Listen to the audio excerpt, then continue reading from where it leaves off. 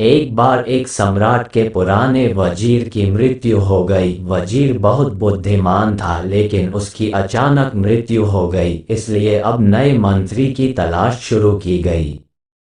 साम्राज्य बहुत बड़ा था, इसलिए उसे संभालने के लिए एक बुद्धिमान और दूरदर्शी वजीर की जरूरत थी। पूरे राज्य में सबसे बुद्धिमान और चतुर व्यक्ति की तलाश शुरू हो गई है। इसके लिए राज्य भर में कई तरह की परीक्षाएं आयोजित की गईं। पूरे राज्य से विचारशील और बुद्धिमान व्यक्तियों को चुना गया और फिर उनकी और भी कठिन परीक्षाएं ली गईं और अंत में केवल 3 चुने हुए व्यक्तियों को राजधानी लाया गया ताकि सम्राट उनकी अंतिम परीक्षा ले सके।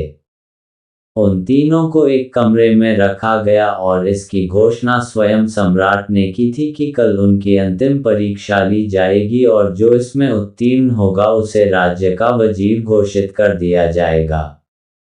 परंतु आश्चर्य की बात थी कि शाम होते होते यह बात सारी राजधानी में फैल गई।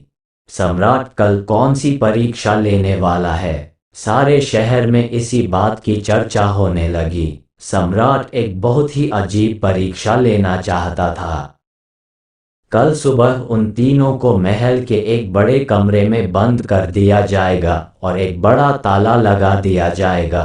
उस कमरे का दरवाज़ा व ताला उस राज्य के कारीगरों, गणितज्ञों और इंजीनियरों द्वारा बनाया गया था। उस ताले पर कोई चाबी नहीं थी, केवल कानून पर गणित के कुछ अंक लिखे हुए थे और उन अंकों में कोई पहेली छिपी हुई थी। जो उस पहेली को हल कर लेगा वही उस ताले को खोल पाएगा। धीरे धीरे यह बात उन तीनों तक पहुंच गई कि कल उन तीनों को एक कमरे में बंद कर दिया जाएगा और वहां ताला लगा दिया जाएगा।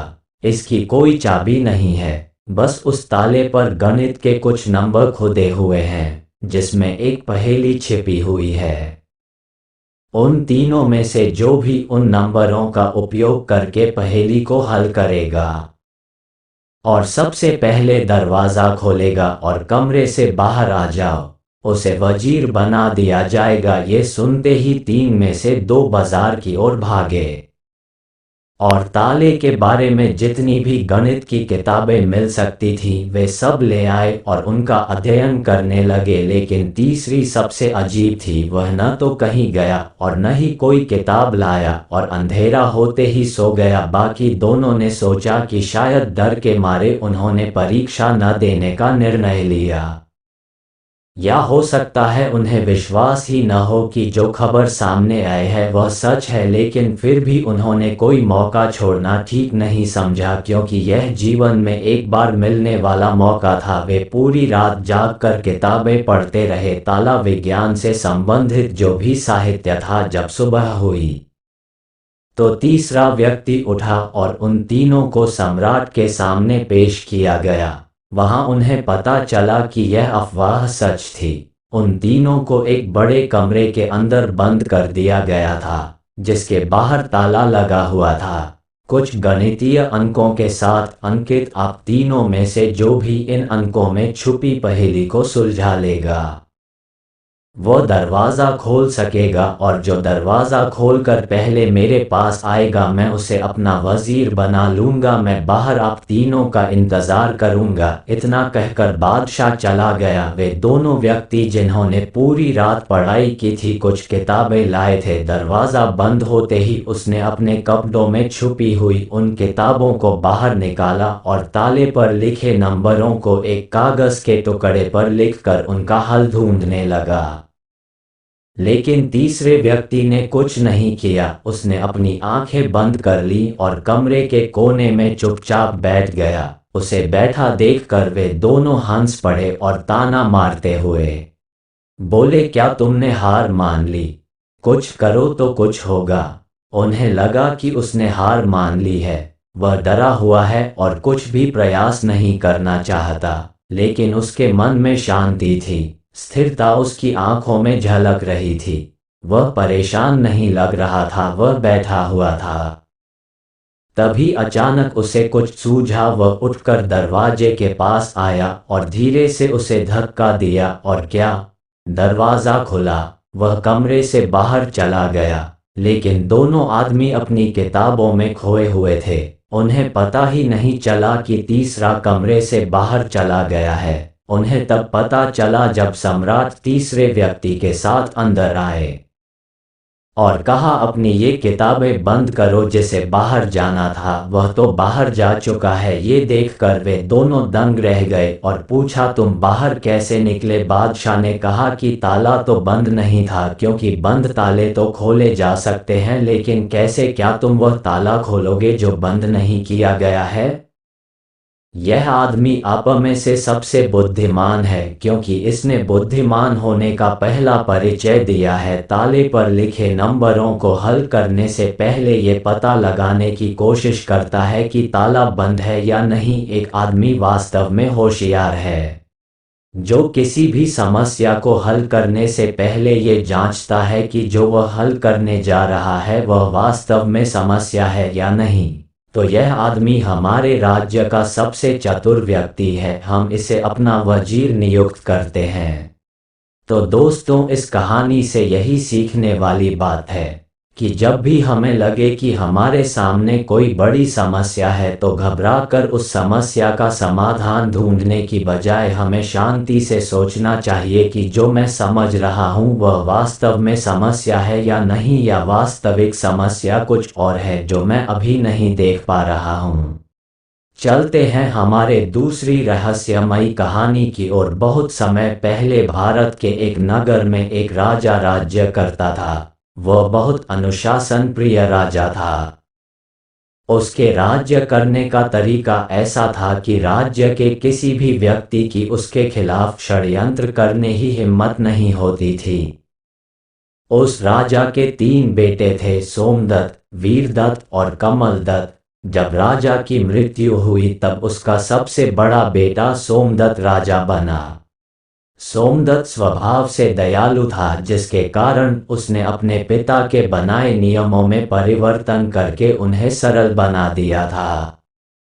उसकी इसी बात का फायदा उठाकर कुछ चालाक दरबारी अपनी मनमानी करने लगे और राजा के खिलाफ षड्यंत्र की योजना बनाने लगे। राजा के महल में एक नौकर था। उसने राजा को इस बारे में बताया, लेकिन राजा ने उसकी बातों पर ध्यान नहीं दिया। राजा के महल में एक नौकर था। उसने राजा को इस बारे में बताया, लेकिन राजा ने उसकी बातों पर ध्यान नहीं दिया। एक दिन चालाक दरबारियों ने राजमहल के रसोइये के साथ मिलकर राजा के खाने में जहर मिला दिया। राजा की तबीयत बिगड़ने पर चिकित्सक को बुलाया गया। चालाक दरबारियों ने सोने की मोहरें देकर उसे अपनी तरफ मिला लिया। अब चिकित्सक बिना इलाज किए वहां से चला गया। राजा की मृत्यु हो गई। अब सोमदत्त की जगह वीरदत्त को राजा बनाया गया। चालाक दरबारियों की यह योजना सफल होने के कारण राज्य के बहुत से दरबारी, मंत्री, सेनापति आदि भी अपनी मनमानी करने लगे। ये सभी लोग वीरदत्त के लिए बहुत बड़ी समस्या बन गए थे। ये लोग मिलकर कभी भी वीरदत्त के खिलाफ षड्यंत्र बनाकर उसके बड़े भाई सोमदत्त की तरह उसे भी षड्यंत्र का शिकार बना सकते थे। वीरदत्त बहुत परेशान रहने लगा। उसे इस समस्या का कोई हल नहीं मिल रहा था। महल में रहने वाले उसी नौकर ने जिसने सोमदत्त को षड्यंत्र के बारे में बताया था, जब वीरदत्त को परेशान देखा तो उसने उससे कहा, महाराज, यदि आप कहें तो मैं आपको इस समस्या का समाधान बता सकता हूँ। वीरदत्त ने अपने इस नौकर की बातों पर कोई भी ध्यान नहीं दिया और उस नौकर से कहा, जब मैं और मेरे खास गुप्तचर इस समस्या का कोई हल नहीं सोच पा रहे हैं तो तुम तो एक नौकर हो। इतनी बात कहकर राजा अपने दरबार में चला गया। वीरदत्त ने कुछ कठोर नियम व कानून भी बनाए, लेकिन कुछ फायदा नहीं हुआ, बल्कि दरबारी, मंत्री, सेनापति आदि राजा द्वारा बनाए गए कठोर नियमों की वजह से उससे चिढ़ने लगे, क्योंकि यह कठोर नियम उन्हें राज्य में उनकी मनमानी करने से रोकने के लिए बनाए गए थे। कुछ ही दिनों में वीरदत्त के सेनापति ने राजा के कुछ खास गुप्तचरों से मिलकर एक षड्यंत्र बनाया। एक दिन सेनापति राजा को लेकर शिकार करने जंगल में गया। वहां शिकार करते समय राजा को जंगल में ऐसी जगह अकेले छोड़ दिया गया जहां खूंखार जंगली लोग रहते थे। जंगली लोगों ने राजा को अकेला देखकर हमला कर दिया और उसे मार डाला। सेनापति और गुप्तचरों ने राज दरबार में आकर एक झूठी कहानी सुना दी, जिससे राज परिवार को यह विश्वास हो जाए कि उनकी बहुत कोशिशों के बाद भी वह राजा को नहीं बचा सके। अब वीरदत्त की जगह उसके छोटे भाई कमलदत्त को राजा बनाया गया। अब कमलदत्त के सामने भी वही समस्याएं खड़ी थीं जो वीरदत्त के सामने थीं। राजमहल के अधिकतर कर्मचारी अपनी मनमानी में लग गए। कमलदत्त हमेशा षड्यंत्रकारियों से बचाव और कुशलतापूर्वक राज्य को चलाने के उपाय सोचता रहता था। अब तो वह राजमहल के किसी भी बड़े कर्मचारी पर विश्वास नहीं सकता था। राजा यदि अपने इन बड़े दरबारियों पर कुछ कठोर कार्यवाही करता तो ये दरबारी राजा के खिलाफ षड्यंत्र करके उसका जीवन ही समाप्त कर देते थे, और यदि राजा कोई कार्यवाही नहीं करता था तो ये कर्मचारी अपनी मनमानी करके राज्य को बहुत नुकसान पहुंचा रहे थे। अपनी इस समस्या के चलते कमलदत्त को ये लगने लगा था कि शायद इस समस्या का कोई समाधान नहीं है और अब उसे समस्याओं के साथ ऐसे ही राज्य करना होगा। उसने इस बड़ी समस्या के समाधान को अब अपने भाग्य पर छोड़ दिया। राजमहल में रहने वाला वही नौकर कमलदत्त की इस परेशानी को देखकर उसके पास गया और बोला, महाराज, यदि आप आज्ञा दें तो मैं आपकी इस समस्या का उचित समाधान बता सकता हूँ। राजा ने उस सैनिक की तरफ देखा और कहा, जब पूरा राजपरिवार इस समस्या का हल नहीं खोज पा रहा है तो तुम एक नौकर होकर क्या समाधान दे सकते हो? तभी राजा के पास खड़ी रानी ने राजा से कहा, महाराज, मुझे लगता है कि एक बार इस नौकर की बात सुन लेने में कोई भी नुकसान नहीं है। क्या पता ये कुछ ऐसा बता दे जो हमारे काम आ जाए। राजा ने कुछ सोचा और नौकर से बोला, बताओ तुम क्या बताना चाहते हो? तभी नौकर बोला, महाराज, इस समस्या का समाधान बहुत सरल है। दरबारी राजा को इसीलिए मार देते हैं क्योंकि राजा के मरने से उन्हें लाभ होता है। यदि कुछ ऐसा कर दिया जाए कि राजा पर संकट आने पर उन पर भी संकट आ जाए तो इस समस्या का समाधान हो जाएगा। राजा को नौकर की यह बात अच्छी लगी। तब राजा बोला, ऐसा क्या किया जाए जिससे राजा पर आने वाला संकट षड्यंत्रकारियों के लिए भी संकट बन जाए? नौकर बोला, यदि आप ये घोषणा करवा दें कि जब भी इस राज्य के राजा की मृत्यु होगी तो उसकी चिता के साथ राज्य के सभी दरबारी, मंत्री, सेनापति तथा रसोइया को जला दिया जाएगा। इसका परिणाम ये होगा कि आप जब तक चाहे राजा बने रह सकते हैं और उसके बाद आप अपने उत्तराधिकारी को राजा बना सकते हैं। ये षड्यंत्रकारी आपको कोई हानि नहीं पहुंचा पाएंगे। राजा को ये बात बहुत अच्छी लगी और उसने उसी दिन पूरे राज्य में ये घोषणा करवा दी। इस घोषणा को सुनकर सभी षड्यंत्रकारियों में खलबली मच गई। दूसरे ही दिन राजा ने कई ऐसे नियम बना दिए जिससे राज्य को कोई भी षड्यंत्रकारी नुकसान न पहुंचा सके। अब तो राजा की समस्या का समाधान हो गया। सभी दरबारी, मंत्री, सेनापति तथा रसोइया आदि राजा की सेवा में लग गए। राजा ने खुश होकर उस नौकर को अपना विशेष सलाहकार बना लिया। भविष्य में उस राज्य और उसके राजा को कभी कोई नुकसान नहीं हुआ। यही सोचकर वह इस समस्या के साथ ही जीवन जीना चाहता था, जबकि उसे पता था कि षड्यंत्रकारी कभी भी उससे नाराज होकर उसकी जीवन लीला समाप्त कर सकते थे।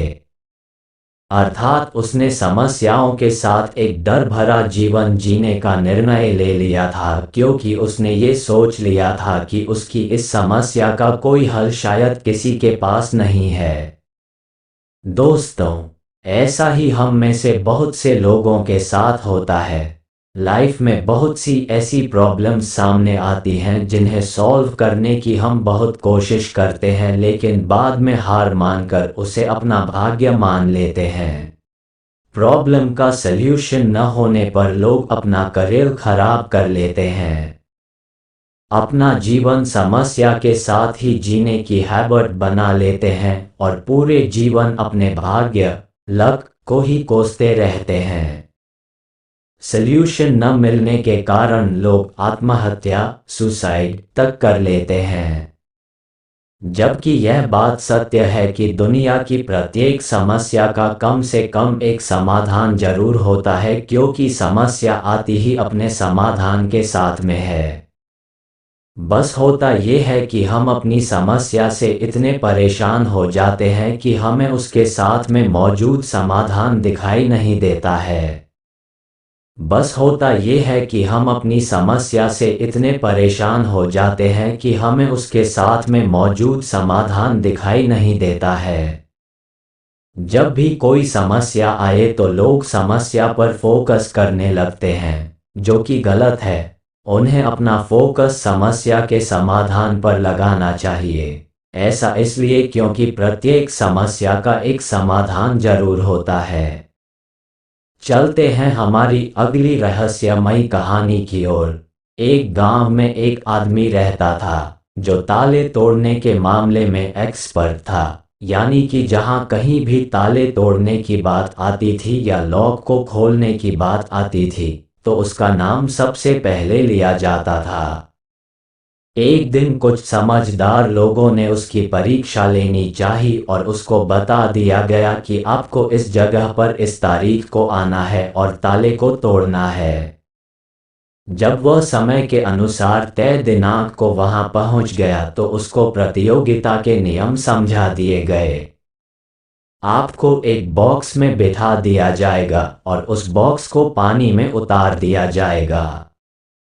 आपको ताला खोलकर बाहर आना होगा। इस बीच आपको लगता है कि लॉक आपसे नहीं खुल पाएगा तो आप इमरजेंसी बटन को दबा सकते हैं और ऊपर आ सकते हैं, लेकिन आप प्रतियोगिता में हार जाएंगे। उसने सभी नियमों की हाँ कर दी और पानी में चला गया। जैसे ही वह पानी में पहुंचा तो उसने जेब में से एक तार निकाला और लॉक को खोलने की कोशिश करने लगा। 4 से 5 बार कोशिश करने के बाद वह बार बार विफल हो रहा था, लेकिन उससे लॉक नहीं खुल रहा था। अब ज्यादा समय तक पानी में रहना उसके लिए और भी मुश्किल था, क्योंकि सांस रोकना आसान नहीं था। फाइनली उसने अपना पूरा दिमाग लगाया और एक बार अंतिम प्रयास किया। वह विफल हुआ और उसने इमरजेंसी बटन दबा दिया। धीरे धीरे ऊपर आने लगा। पानी के ऊपर आए बॉक्स को बाहर निकाला गया और हल्का सा धक्का देकर खोला गया। वह अचंभित हो गया कि एक बार भी मेरे दिमाग में ये ख्याल क्यों नहीं आया कि मैं इसको धक्का देकर खोलूं। हो सकता है कि ये लॉक ही ना हो। तो यही होता है, जब हम भी बहुत ज्यादा सोचते हैं तो इसका खामियाजा हमें भुगतना पड़ता है। कभी कभी ना सोचने से भी जवाब मिल जाता है। इसलिए किसी ने कहा है कि जो कुछ नहीं करते वह कमाल करते हैं। जी हाँ दोस्तों, ये बात बिल्कुल सही है। कभी कभी दिमाग को जब हम शांत रखते हैं और ठंडे दिमाग से सोचने की कोशिश करते हैं तो हमें बेहतर समाधान मिल जाता है।